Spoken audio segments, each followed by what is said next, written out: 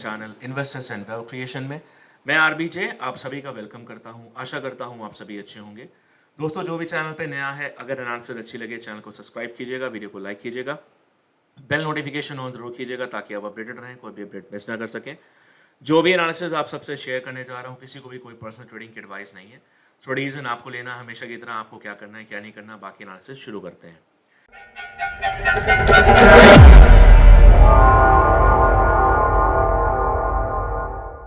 तो सबसे पहले दोस्तों, लास्ट एनालिसिस मैंने क्या करके गया था उसके बारे में एक क्विक डिस्कशन कर लेते हैं।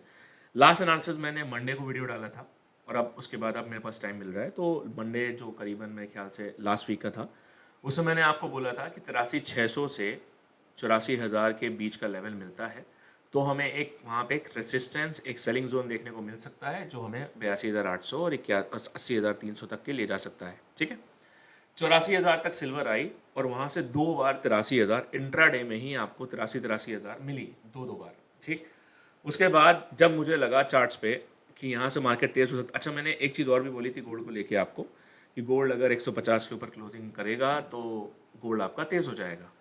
चार्ट्स पे जब स्ट्रक्चर, बेसिकली मेरे वीडियोस आपको पता है पूरे हफ्ते के लिए होते हैं, लेवल्स जो होता है वो एक ही वीडियो डाल पा रहा हूँ।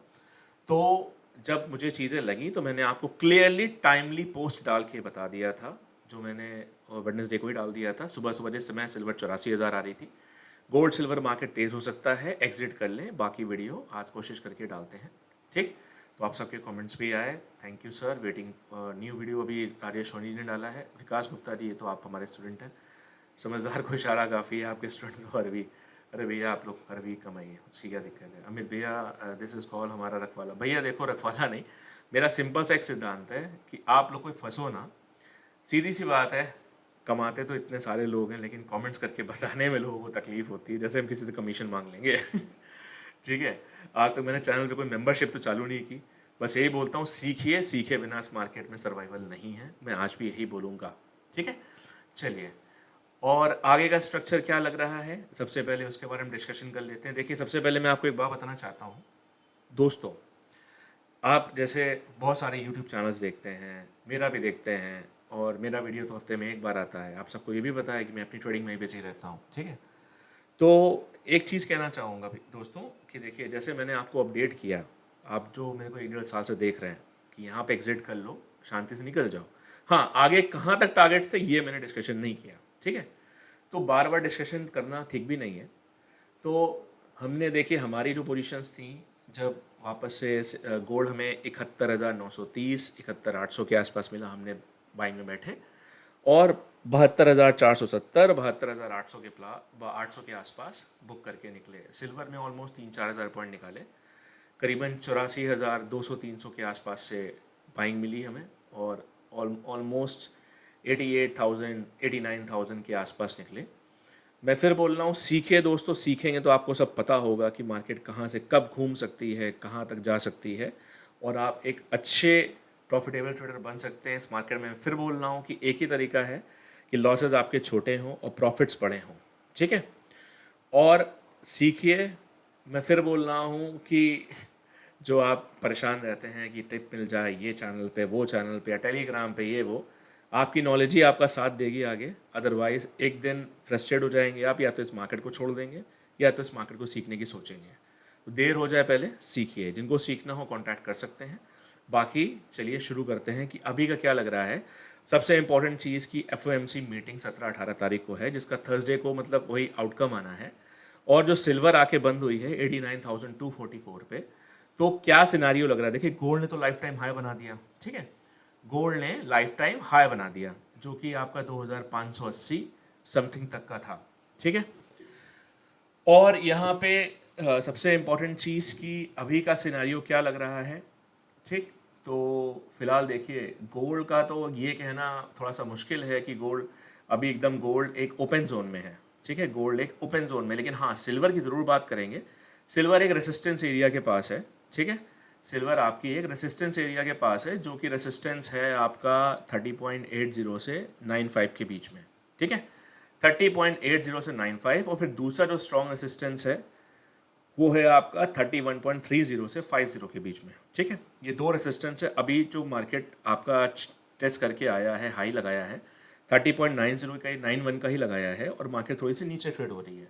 हो सकता है मंडे को मार्केट थोड़ा सा ऊपर खोले, हो सकता है गोल्ड भी आपका थोड़ा सा ऊपर खोले। अगर गोल्ड की बात करें तो गोल्ड में भी एक आपका करीबन 73,700 से लेकर 73,900 के बीच में एक स्ट्रॉन्ग रेसिस्टेंस है। पॉसिबिलिटीज़ एक बन सकती हैं कि यहाँ पे आके मार्केट एक रिडक्शन ले सकता है और रिडक्शन लेके मार्केट को नीचे ला सकता है। ठीक, आज इस वीडियो में मैं बात करने जा रहा हूँ सपोर्ट एंड रेसिस्टेंस की। ठीक है, और जिनको सीखना है सीखें पहले, और ताकि आपको सारी चीज़ें पता रहें। ठीक, देखिए सबसे पहले मैंने आपको क्लियरली बता रहा हूँ कि यहाँ पे 30.90 और 30.95 के बीच में, मतलब 30.80 से 30.95 के बीच में एक स्ट्रॉन्ग रेसिस्टेंस जोन है। चांसेस हैं कि यहाँ पे मार्केट अगर 30.90 के ऊपर 1 घंटा ट्रेड नहीं करती है तो हमें वापस से मार्केट नीचे देखने को मिल सकती है। दूसरी पॉसिबिलिटी जो स्ट्रॉन्गेस्ट रेसिस्टेंस है, जहाँ से मार्केट दूसरा लेवल जो है बेसिकली जो रिडक्शन ले सकता है वो है 31.30, 31.20 से 40 के बीच में, जहाँ तक मार्केट आने के बाद एक बार टायर्ड फील कर सकती है। टायर्ड इन द मतलब एग्जॉस्ट, मतलब यहाँ पे आके मार्केट रिडक्शन ले सकती है। रिडक्शन लेके मार्केट वापस से नीचे आ सकती है। मार्केट कहाँ तक नीचे आ सकती है वो इस वीडियो में मैं नहीं बोलूँगा। मैं इतना ज़रूर बोलूँगा आपको क्लियर कि यहाँ पे फिलहाल मार्केट एक रेसिस्टेंस पे खड़ी है 30.80 से लेकर 95 के बीच में, और यहाँ से मार्केट अगर इसके ऊपर 30.90 95 के ऊपर 1 घंटा ट्रेड नहीं करती तो मार्केट के नीचे आने के चांसेस हैं। ठीक है, और गोल्ड की अगर बात करें, देखिए गोल्ड भी ऑलरेडी आप अपना जो भी जो जिस जहाँ पे क्लोजिंग आई है वो आई है 2578.81, और जो हाई लगा है आपका गोल्ड का वो लगा है आपका 2586.03। ठीक है, तो 2580 से लेकर 2592-93 का एक जो जोन है, यहाँ पे मेरे को लगता है एक रिडक्शन बन सकता है। अभी देखिए पहले मंडे को मार्केट क्या खुलती है, हो सकता है मंडे को मार्केट ऊपर खुले, लेकिन 9 बजे तक मार्केट खुलते खुलते हो सकता है कि प्राइस वापस से हमको 2570 से 2572-73 से लेकर 2580 के बीच में देखने को मिले। तो मुझे लगता है कि 92 तक एक स्ट्रॉन्ग रेसिस्टेंस बन सकता है यहाँ पे। अगर ये 92-93 मतलब 92 से मतलब 95 मैक्सिमम लेवल ले लीजिए। अगर 2595 के ऊपर 1 घंटा ट्रेड नहीं करता है तो चांसेस बन सकते हैं कि मार्केट हमें वापस से नीचे देखने को मिल सकती है। ठीक है, वापस से नीचे देखने को मिल सकती है। मैं हमेशा आपको क्लियर सारे टारगेट सारी चीज़ें एनालिसिस करके बता के चाहता हूँ। आप अर्न भी करते हो, लेकिन वही चीज़ है जब कोई, जैसे मैंने पोस्ट डाला लास्ट वाला तो उस पर कई लोगों के मैसेज ऐसा सर आगे क्या लग रहा है, ऐसे ही आप यहाँ अप्रिशिएट कर दिया करो कमेंट करके अच्छे से कि कितना अच्छा लगे। ठीक है, तो जैसा जिस तरह का आपका रिएक्शन रहेगा उस तरह का मेरा भी रहेगा। ठीक, लाइक कीजिए और अच्छे से कमेंट्स कीजिए कि क्या रहा क्या नहीं रहा, और आगे का देखिए सिनेरियो। FOMC मीटिंग के पहले मैं कोशिश करूँगा, अगर मुझे कुछ लगेगा कि वीडियो बना के डालना चाहिए तो मैं डाल दूँगा। अदरवाइज़ देखिए यहाँ पे फिर एक चीज़ मैं आपसे डिस्कस करना चाहता हूँ, ध्यान से सुनिएगा और बताइएगा कि मैं जो बोल रहा हूँ क्या वो ठीक है या नहीं है। देखिए पूरी मार्केट इस समय रेट कट के होप में है, बराबर। तो रेट कट के होप में पूरी मार्केट बैठी है। अब ये क्या करना चाह रहे हैं, अब ये करना चाह रहे हैं कि सब ऑब्वियस बात है कि 90% लोग बाइंग में बैठेंगे। मेरी बात समझिए कि मैं क्या कह रहा हूँ कि यहाँ से रेट कट तो होना ही है और वापस से सिल्वर ऊपर जानी है। लाख रुपए जो भी है वो वट जो मार्केट में चल रहा है, मैंने अभी तक तो आज तक नहीं बोला था लाख रुपए की बात। 90-95 मैंने 95 पे मैंने शॉर्ट की बात की थी, याद कर लीजिएगा जो पुराने हैं। तो यहाँ पे बहुत सतर्कता के साथ, अगर पिक्चर क्लियर नहीं है तो कोई पोजीशन ना बनाए FOMC मीटिंग की नाइट, क्योंकि कुछ भी अगर आउटकम आया वैसा तो अगले दिन मार्केट हो सकता है 2-3 हज़ार पॉइंट ऊपर नीचे हो, जिससे आपको झटका लग जाए। तो मैं फिर बोलूँगा अगर मुझे कुछ लगेगा अपना व्यू देने के लिए मैं FOMC मीटिंग के दिन वीडियो बना दूंगा। अदरवाइज़ मैं फिर ये बोलूँगा कि अगर पिक्चर क्लियर नहीं है, क्योंकि ये लोग हैं फंसाते हैं अच्छे से, और सीधी सी बात है देखिए अगर आपको नॉलेज है तो आप नहीं फंसोगे। मेरे लिए एक ही इम्पॉर्टेंट एक से दो इम्पॉर्टेंट डेटा हैं। एक है आपका FOMC मिनट्स और एक है आपका FOMC स्टेटमेंट जो आपकी थर्सडे को आनी है। मैं फिर बोल रहा हूँ कि इम्पॉर्टेंट क्या है आपका स्टेटमेंट क्या देखते हैं, आगे कितने रेट कट्स कर सकते हैं, क्या कर सकते हैं क्या नहीं कर सकते हैं, इसके ऊपर है। तो ये चीज़ें हो सकती हैं। मैंने आपको रेसिस्टेंस भी सिल्वर का डिस्कशन कर लिया है, गोल्ड का भी कर लिया। अगर MCX लेवल की अगर हम बात करें, चलिए MCX लेवल पे आ जाते हैं। MCX लेवल में देखिए 90,400 से लेकर 700, ध्यान दीजिएगा 90,400 से लेकर 700 के बीच में एक स्ट्रॉन्ग रेसिस्टेंस है, मतलब सिल्वर में एक स्ट्रॉन्ग सेलिंग प्रेशर जोन है वहाँ पे, मतलब एक रेसिस्टेंस है। तो वहाँ तक मार्केट अगर जाती है तो मुझे लगता है कि वापस एक रिडक्शन आ सकता है। कहाँ तक आ सकता है सीखिए और जानिए, ठीक है। रिडक्शन वहाँ से आ सकता है। और फिर मैं बोल रहा हूँ, दो चीज़ें याद रखिए सिल्वर में, एक तो 90,400 700 के बीच में एक रिडक्शन जोन है, और जब तक ये 90 700 800 के ऊपर 1 घंटा ट्रेड नहीं करती है तब तक मेरे ख्याल से बुलिशनेस मेरे हिसाब से कहना थोड़ा सा मुश्किल है।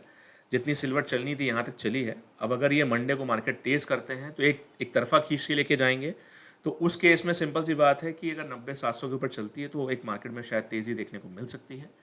अदरवाइज़ मेरे को लगता है 90 400 से लेकर 700 के बीच में एक स्ट्रॉन्ग रेसिस्टेंस जोन है। यहाँ तक मार्केट आने के बाद हो सकता है ये भी कुछ कर दें फंसाने के लिए, 90,800 900 खींच दें, उसके बाद मार्केट एक नीचे लेके आए।